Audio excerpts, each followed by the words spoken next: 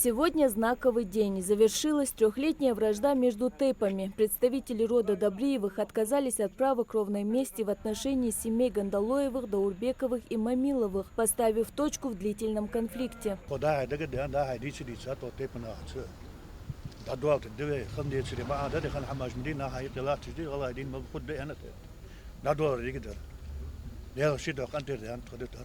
Хотя священный Коран и признает право на возмездие, духовные наставники и члены примирительной комиссии неустанно повторяют, что прощение обидчика есть деяние, угодное Всевышнему. Также дают и наставления для подрастающего поколения.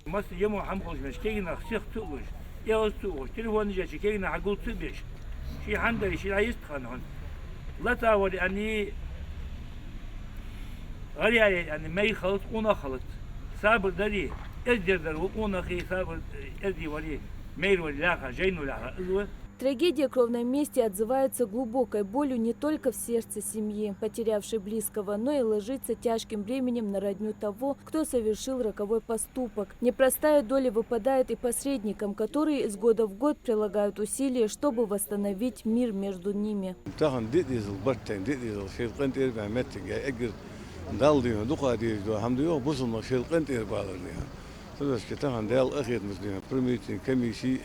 قطعوه قرقنا ده هسه مصبنا وأرصبح دقوا كميشان دقاه جات وبلته تهان ديال غير مسلم حواشاد أم بول بأخذ عاشق أنت ببيدي شيء برتبها يقيدوا هم دو عاشق أنت بندبها بشوا بول تخنا بوسو بدين دلاتشو تهاجة تحسك وين ولجول سجا ولا تنبخ تحمل دوجدول أدم دينش سجا خوج دق أخلوه السجا وتسوج آخر وحقرة الزوج عمل بولش حمد تخنا شيء حليخي شولوجا شيء جريتي شولوجا شيء سقفين اليوهي شولوجا دال حين بقو يولوجا تخن عادة تقول قدوش اسم بقو ين شواش بولوجا ها آخر ديال دو حكوت ياخذ ديال دو حط خيب حبو تبو آخر أنا ديال دو حكوت شيء قايصر إذا سق وتسوجا وتري آخر إذا يحكو تحلي يصير شواش ديار.